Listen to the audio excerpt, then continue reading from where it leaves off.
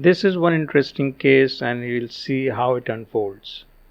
This is the fundus photograph and this is the OCT, which is fairly normal, and this is where the surgery starts. And notice there's something abnormal, and this constant rattling or shaking, and see that even the cannula is shaking. So it may appear that everything is somehow getting shaky, but it is actually just the patient who is so shaky. And this is known as titubation or horizontal head nodding. So these are few patients who, when getting apprehensive because of some underlying neurological disorder, have this problem that there's intense shaking of the head, and this may be an issue. Here we have seen the rhexis has run out just because of this fine motion, and because the surgeon's hand is resting on the forehead of the patient, show everything which is happening, even the surgeon's hand is also shaky, and I find it amusing. And as you can see, the rhexis is extended out, so an attempt is being made to initiate and propagate the rhexis from the other side. It's quite funny to watch, although this is something like a physical disability of that person, but otherwise out of the operating room this person was absolutely fine, and I didn't have any clue that this is how it is going to happen. So constant shaking makes grasping finer things like capsule a challenge. So we are struggling to get a rhexis done. The moment I can grasp a good flap of the capsule, I have propagated the rhexis, although it is extended to one side, but that should not be a problem. And as the viewers can appreciate, as the time goes by, the shakiness increases. And it is actually difficult to just simply watch the video, leave alone doing surgery in this situation. But there are no alternatives except for general anesthesia for such a situation. Even if we give local anesthesia, this is because of not eye movements but head nodding. And head nodding cannot be stopped by giving a local anesthesia in the orbit. So this surgery I have not edited at all, just to give the flavor that how rapid and jerky the movements were, which would have been difficult to assess if I would have fast forwarded the surgery. So here we are trying to do phacoemulsification in a patient with intense titubation, and where the surgeon, the eye, the view, everything is so shaky. Going ahead performing the favorite horizontal chop, concentrating more than what usually I do,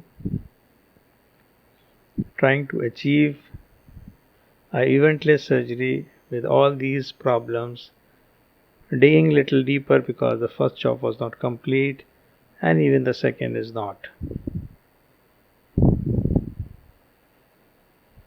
Rotating the nucleus again to get some grip over an area which has not been consumed.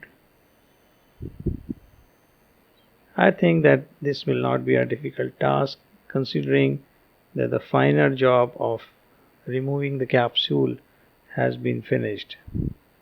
Grasping out and emulsifying a piece of nucleus there, and somehow at this moment I was finding that even the cornea was getting hazy for some reason which I couldn't conclude the cause about.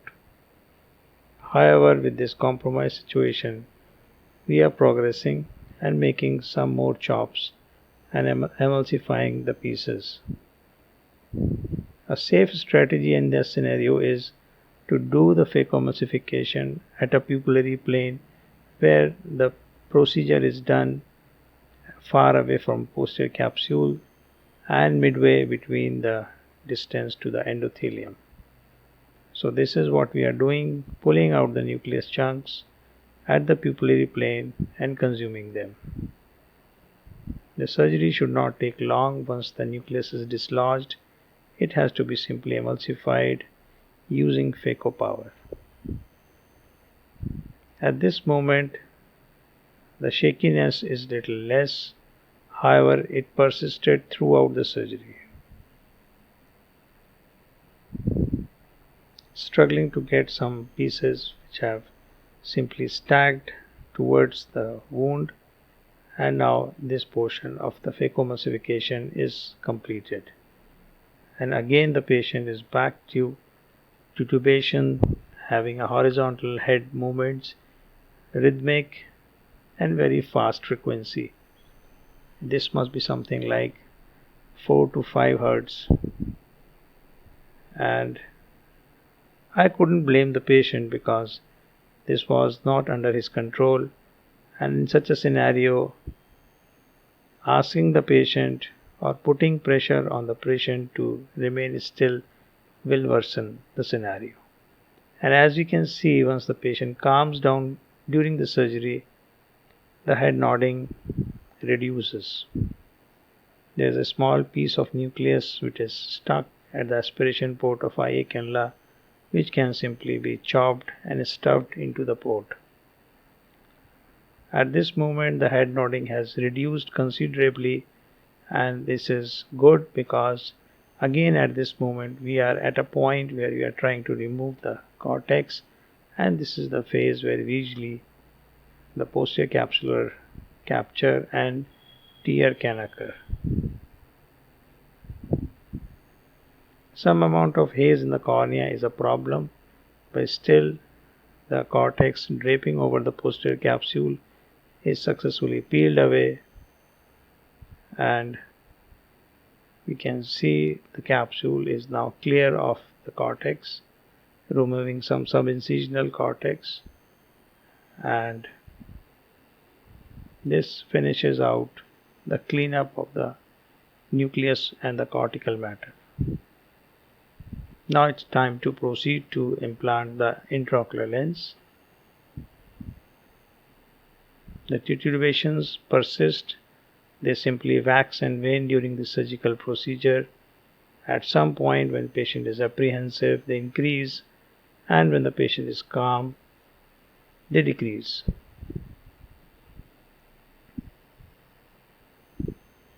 This is a preloaded hydrophobic monofocal negative aspheric IOL going directly in the bag and then dialing the trailing haptic so that the IOL sits properly inside the capsular bag.